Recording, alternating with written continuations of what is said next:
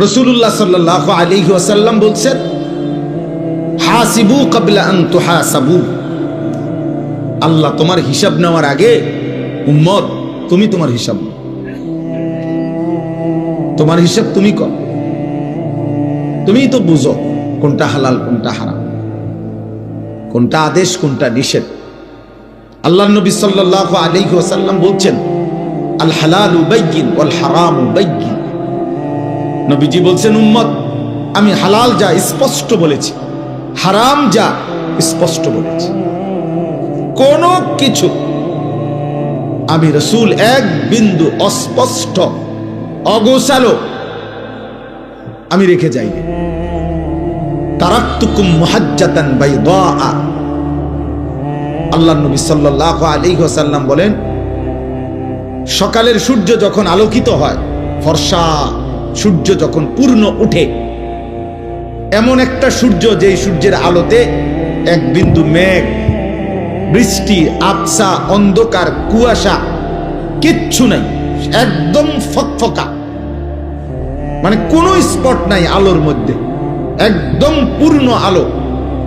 আল্লাহর নবী সাল্লাল্লাহু আলাইহি সাল্লাম বলেন, 23 বছরে উম্মত আমি ইসলাম নামে এমন একটা আলোর সামনে তোমাদেরকে রেখে গেলাম,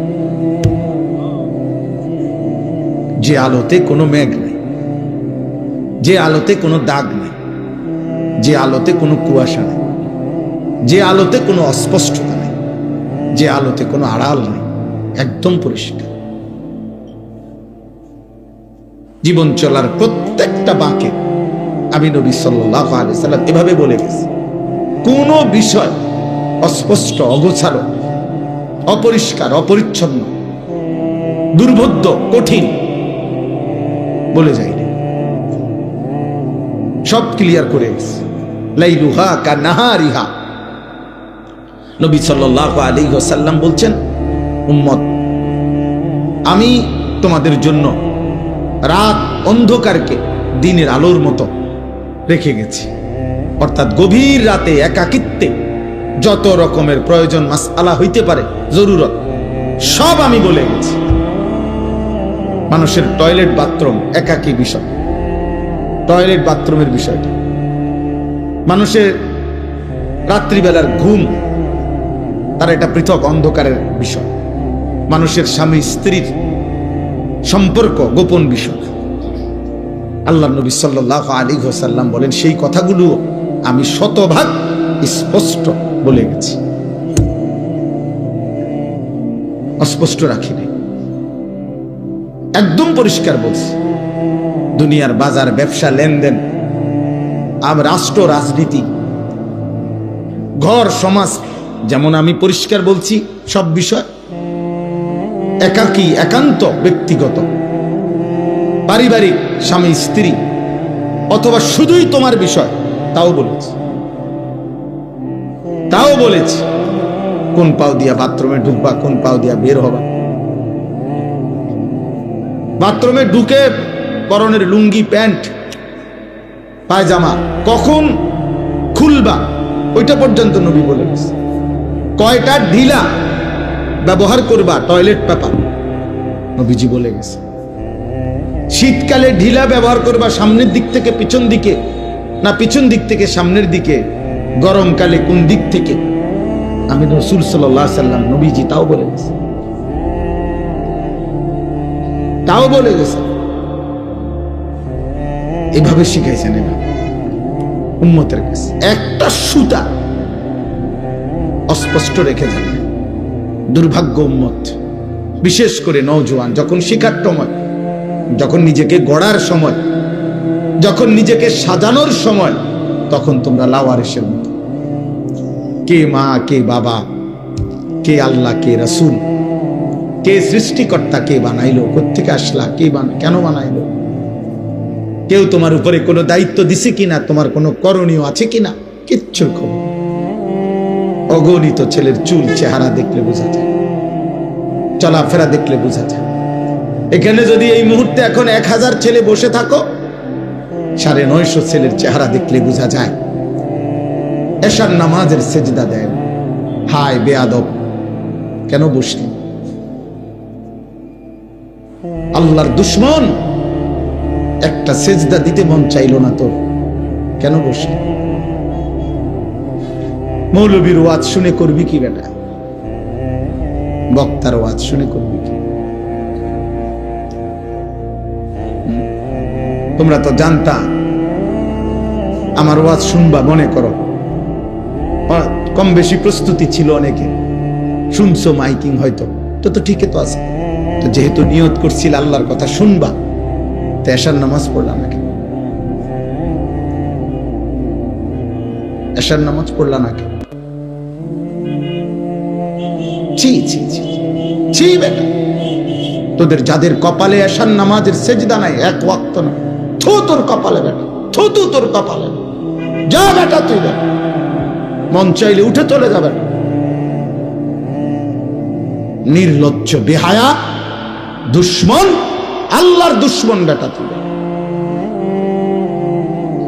নবীর দুশ্মন বেটা, মায়ের কলঙ্ক বেটা তুই বাবার অপমান, তুই তোর মায়ের দুধের বেইজ্জতি, মায়ের গর্ভের অপমান বেটা। মুসলমানের সমাজে মুসলমানের কলঙ্ক বেটা তোমরা। তোদের মা তোকে আল্লাহ চিনাইতে পারে নাই, তোদের বাবা তোকে আল্লাহ চিনাইতে পারে নাই, চারিদিকের এত মসজিদ তোদেরকে আল্লাহ চিনাইতে পারে নাই, প্রতি ওয়াক্ত নামাজের আজান তোদেরকে আল্লাহ চিনাইতে পারে নাই, এত মাহফিল তোদেরকে আল্লাহ চিনাইতে পারে নাই, এত আলেম তোদেরকে আল্লাহ চিনাইতে পারে নাই, আল্লাহর কোরআন তোদেরকে মালিক চিনাইতে পারে নাই। মানুষের বাচ্চা হলি কেমনে বেটা?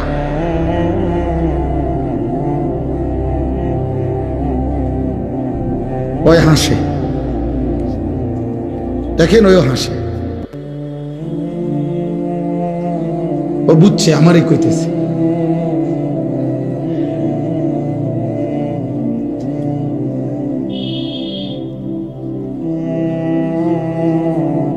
এজন্য লজ্জা থাকলে বেটা, রক্তে যদি মুসলমানের রক্ত থাকে, এখন উঠে গিয়ে নামাজ পড়ে আয় বেটা, যা বেটা। বেহায়া মুসলমান হয়ে গেল কেন? কোনোভাবেই। আরে কিসের স্লোগান? দুই তিনটা হুঙ্কার, দুই তিনটা জোর আওয়াজে কথা বললেই আমরা এখান থেকে বৈশা ইউরোপ আমেরিকারে ধমক দিয়ালাম, এত সহজ হয়ে গেছে। হ্যাঁ, নাস্তিক মুরতাদ এত সহজেই বয়ে পড়ে যায়। অথচ তারা বাংলাদেশে যারা ইসলাম বিরোধী, যারা মুরতাদ নাস্তিক, যারা ইউরোপের গোলাম, তারা অল্প বেটা, সংখ্যালঘু, তারা সংখ্যাগরিষ্ঠ আমরা মুসলমান। কিন্তু আমরা তাদেরকে ধর্মবিদ্বেষী বলতে পারলাম না, ওরা আমাদেরকে সংখ্যাগরিষ্ঠ মুসলমানের বাংলাদেশে ওরা আমাদেরকে জঙ্গি বলে চালায় দিল।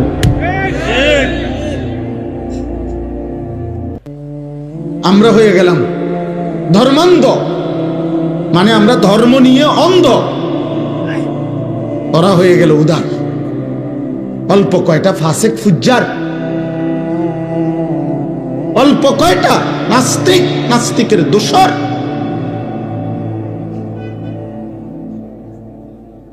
কারণ আমরা তো তোমাদেরকে বুঝাইতে পারলাম না, তোমরা তো আমগরে মনে করছো আমরা যারা হুজুর, আমরা মোল্লা, আমরা এতিমখানায় বড় হয়েছি। তোমরা ভাবছো আমরা এতিম বাচ্চা, আমরা ভিক্ষা করে খাই। তোমরা ভাবছো আমরা সমাজের অবহেলিত, এই জন্য বেঈমান আমাদেরকে উপহাস করে, বেঈমান আমাদেরকে নিয়ে তামাশা করে। সংখ্যাগরিষ্ঠ মুসলমানের বাংলাদেশে আমরা কোরআনের আলোকে নারীর অধিকার বুঝাইতে পারলাম না, আর বেঈমান মুশরিক এবং মুশরিকের অনুসারীরা সংখ্যাগরিষ্ঠ মুসলমানের বাংলাদেশে কোরআনুল কারীমের মধ্যে নারীর অধিকার সংরক্ষিত হয় নাই, এই কথার স্পষ্ট বক্তব্য এই 5ই আগস্টের পরেও এই বাংলাদেশে দিয়েছে। কেন পারলাম না যুবক আমরা বুঝাইতে? আমরা ব্যর্থ হলাম কেন?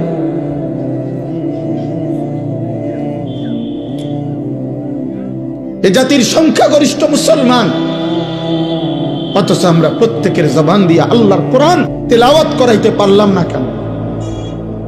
বলো, আমরা হেরে গেলাম কেন? তোমরা বলো, এখানে যারা বসছো তোমরা তো সবাই আলহামদুলিল্লাহ মুসলমান আব্বা, কিন্তু এখানে তোমরা দাঁড়ায় বলো, এক পাশে দাঁড়ায়, যে তোমরা আল্লাহর কোরআন পড়তে পারো না। দেখে দেখেও শুদ্ধ কোরআন শরীফ পড়তে পারবে না একটা পৃষ্ঠা। এই পরিমাণ মানুষের, মুসলমানের সংখ্যা এই মুহূর্তে এখানে বেশি নাকি কম? তোমাদের বিবেক তোমরা দেখা বল। তাইলে বলো বাপ, আমরা হেরে গেলাম কেন? আমরা ব্যর্থ হয়ে গেলাম কেন?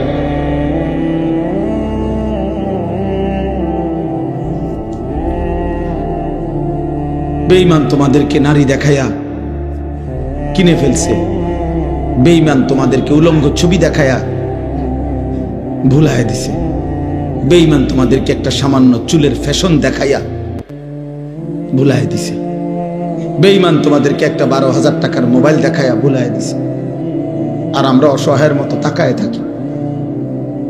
আমরা ফজরের নামাজের মুসল্লির জন্য দাঁড়িয়ে থাকি, ফজরের মুসল্লির জন্য দাঁড়ায় থাকি। আহা, মুসলমানের সমাজ থেকে যদি কেউ আসতো, আমি নিজ চোখে দেখছি,